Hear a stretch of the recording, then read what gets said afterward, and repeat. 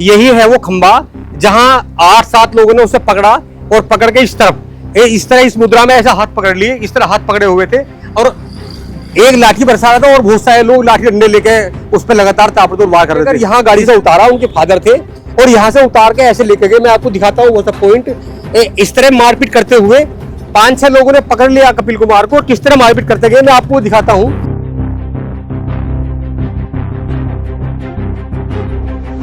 ये सब जो है क्योंकि लोगों में आक्रोश था। जब ये पता चला कि एक फौजी के साथ मारपीट की गई तो तमाम गांव के लोग आए और ये सब तोड़ दिए गए। तो ये वाला पॉइंट है जहां मारपीट की गई। टोल की जो मालिक है वो ऐसे गुंडे तत्व को रखते हैं कि जिनका कोई मतलब नहीं होता संवेदना से, मानवता से। साथियों नमस्कार, मैं राजेश शर्मा और हम लोग इस समय करनाल रोड पर हैं। करनाल रोड पर ये वही टोल प्लाजा है, भारतीय राष्ट्रीय राजमार्ग प्राधिकरण भूनी टोल प्लाजा, जहां 2 दिन पहले एक फौजी होते हैं कपिल पवार, वो अपनी ड्यूटी के लिए जाते हैं और ये यही रास्ता है, वो इधर से आते हैं और हम आपको वो स्थान दिखाएंगे कि कहाँ उनकी गाड़ी को रोका गया और कहाँ उसके साथ मारपीट की गई, कहाँ फौजी को बांधकर पीटा गया। तो ये टोल है चूंकि करनाल रोड है, करनाल रोड हाईवे है और ये इसका नाम भूनी टोल प्लाजा है। तो भूनी टोल प्लाजा पर हम लोग बताएंगे कि उस दिन जो घटना हुई, घटना कैसे हुई।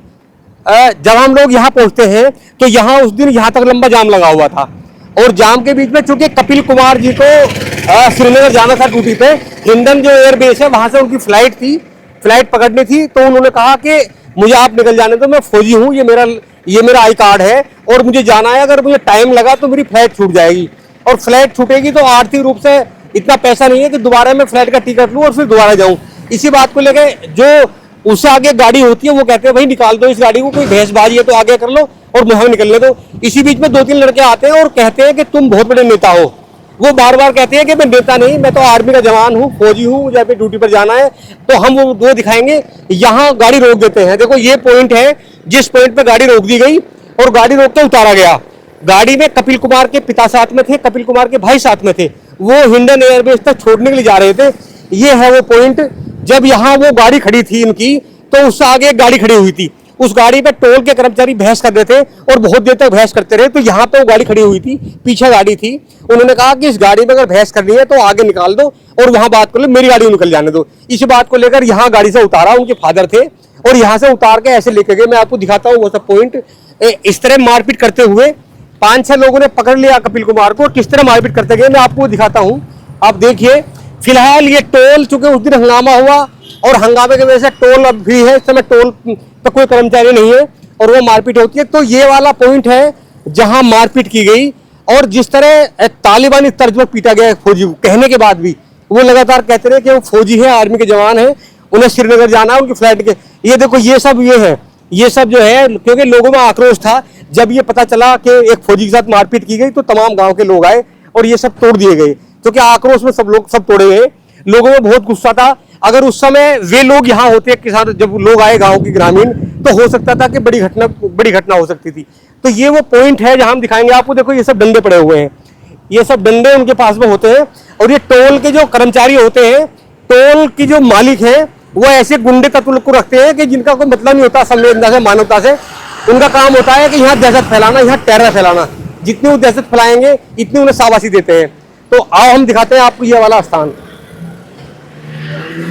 ये सब लाइट वगैरह सब तोड़ी गई, इसलिए तोड़ी गई क्योंकि ग्रामीणों में बहुत ज्यादा गुस्सा था फौजी के साथ मारपीट करने को लेकर।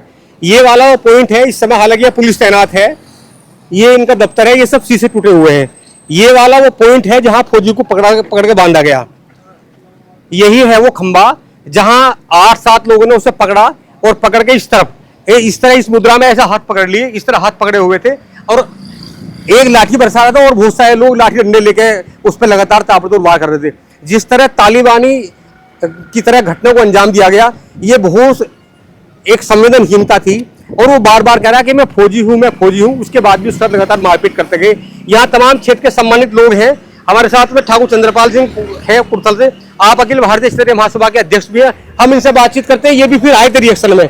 तो ये वही पॉइंट है जहाँ पर उस दिन घटना हुई थी। शर्मा जी, उस दिन रात को मैं टोल से गुजरा हूँ, लेकिन उससे पहले कोई घटना नहीं हुई थी।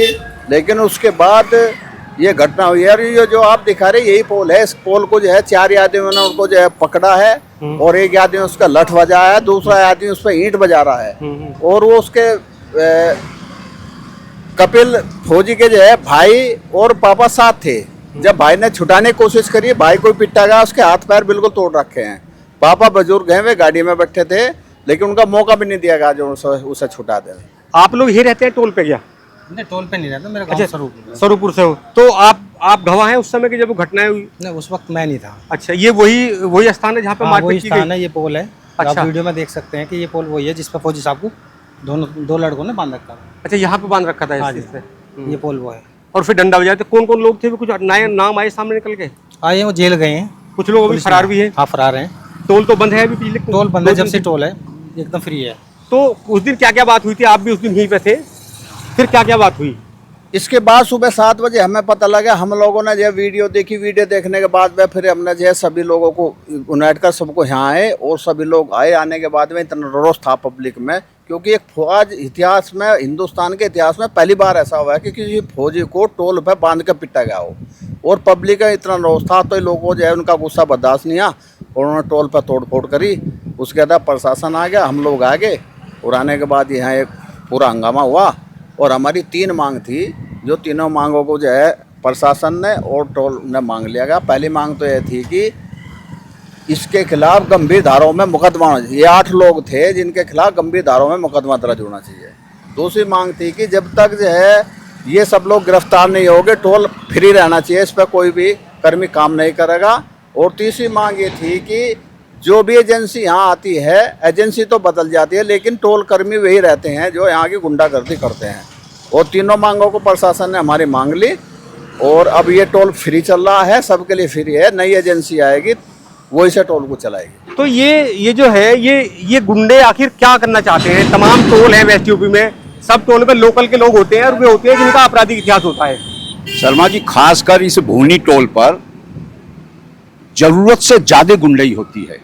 उस दिन वो फौजी कपिल उस लेन से जा रहा था जहां से वो गाड़ी आ रही है, उसके बाद से जा रहा था।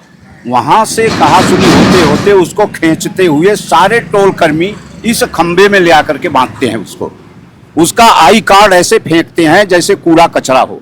एक देश का फौजी अपना परिचय पत्र दे रहा है, उस परिचय पत्र को कोई नहीं देख रहा। सब बिल्कुल हैवानियत की हद को पार कर रहे थे। और आपने देखा होगा, ऐसे डंडे बरसा रहे थे, ऐसे डंडे बरसा रहे थे जैसे किसी जाहिल गंवार, उसको क्या शब्दों में मैं कहूँ, उस तरह से उसकी पिटाई कर रहे थे। हमारी अखिल भारतीय क्षत्रिय महासभा के लोग उस दिन आए, धरने पर बैठे। 3 ही मांग थी, जैसा अध्यक्ष जी ने बताया। ठेका निरस्त कर दिया गया है, एजेंसी पर 20 लाख रुपए का जुर्माना हुआ है, 8 लोग गिरफ्तार हुए हैं, अभी 2 लोग और बचे हुए हैं, पुलिस खोज रही है। तो कैसा होना चाहिए टोल पे? क्या व्यवस्था हो? मारपीट ना हो इस तरह। ये जो वाहन चालक आते हैं वो तो टोल देते हैं, टोल दे के निकलते हैं, उनके साथ में मारपीट होती है, इसका क्या मतलब है? नहीं, देखिए, टोल भी एक तरह से व्यवसाय है, और व्यवसाय जो आदमी करता है उस पर उसे थोड़ा नरम रहना चाहिए।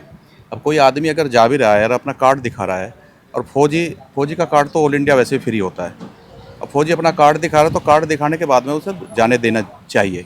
अब आदमी बदतमीजी करे, बदतमीजी करने का अब ये देख लो, लगभग एक दिन में लगभग यहाँ 15,000 गाड़ी लगभग निकलती होंगी।